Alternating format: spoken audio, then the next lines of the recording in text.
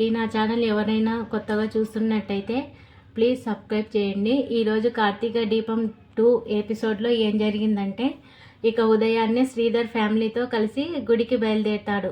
Sridhar car driving seat వదిలేసి పక్కన కూర్చుంటాడు. కావేరి, స్వప్న ఆశ్చర్యంగా చూస్తారు. ఏంటి నాన్న, మీరు డ్రైవింగ్ సీట్లో లేరేంటి, ఎవరు డ్రైవ్ చేస్తారు అని అడుగుతుంది. నాకు డ్రైవింగ్ కొంచెం ఇబ్బందిగా ఉంది స్వప్న, అందుకే కొత్త డ్రైవర్ను నియమించుకున్నాను. అతను కేవలం డ్రైవర్ మాత్రమే కాదు, నేను లేనప్పుడు మీకు తోడుగా ఉంటాడు, ఇంటి పనుల్లో సాయం చేస్తాడని శ్రీధర్ సమాధానం ఇస్తాడు. అంతలోనే కాశీ వచ్చి డ్రైవింగ్ సీట్లో కూర్చుంటాడు.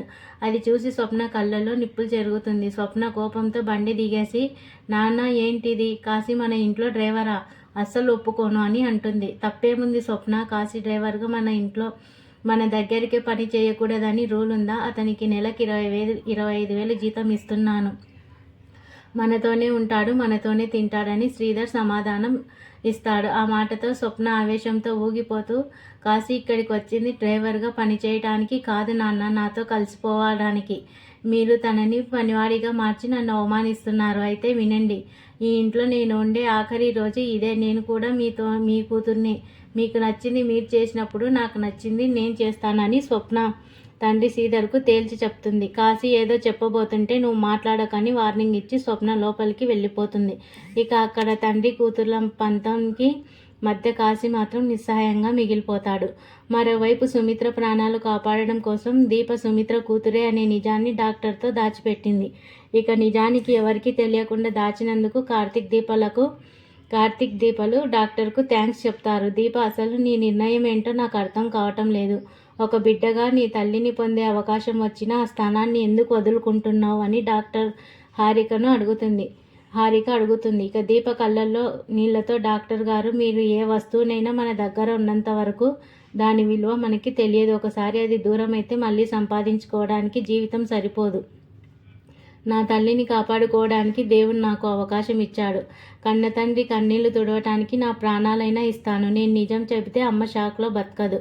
ఆమె క్షేమం కోసమే నా ఈ మౌనం అని దీప డాక్టర్కు సమాధానం ఇస్తుంది. అమ్మ అదృష్టవంతురాలు దీప, తను ఒక కూతుర్ని కనలేదు, నీ రూపంలో ఒక తల్లిని కనింది.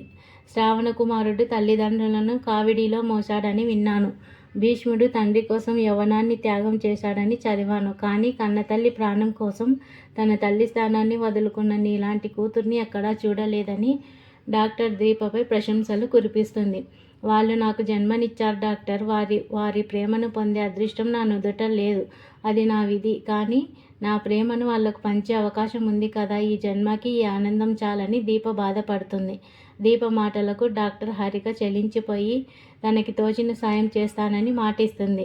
ఇక బయట కార్తీక్ దీప మాట్లాడుకుంటూ ఉండగా జోష్న, పారిజాతం అసలు ఏం జరుగుతుందో అర్థం కాక అయోమయంలో ఉంటారు. కానీ లోపల పారిజాతం మనసులో ఒక పెద్ద తుఫాని నడుస్తోంది. పారిజాతం తనలో తాను రగిలిపోతూ, ఆ సైదుల్గాడు నన్ను ఘోరంగా మోసం చేశాడు, వాడిని చంపేశానని అప్పుడప్పుడు బాధపడేదాన్ని. కానీ ఇప్పుడు అనిపిస్తోంది వాడిని చంపడం కరెక్టేనని. వాడు తీసిన గోతిలో నేనే పడ్డాను అని అనుకుంటుంది. జోష్న పారిజాతం వైపు అయోమయంగా చూస్తుంది. డాక్టర్ రిపోర్ట్స్ చూశాక అర్థమైంది జోష్న ఎవరో కాదు, సుమిత్ర దశరథ అసలైన కూతురు. ఎవరు తీసిన గోతిలో వాళ్ళే పడతారని చిన్నప్పుడు చదువుకున్నాను. ఇప్పుడు నా జీవితంలో అదే నిజమైందని పారిజాతం రగిలిపోతుంది. నువ్వు సుమిత్ర దశరథ నా కొడుకు దాస్ కూతుర్ని, అసలైన నా మనవరాలిని. చివరకు నా కొడుకు కూడా నాలాగే మోసపోయాడని బాధపడుతుంది పారిజాతం. నా చేతులారా నేనే మనవరాలిని దూరం చేసుకున్నాను అనుకొని పారిజాతం బాధపడుతుంది.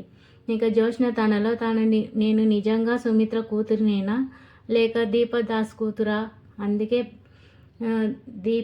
కూతురా, అందుకే బ్లడ్ శాంపిల్స్ మ్యాచ్ అయ్యాయా?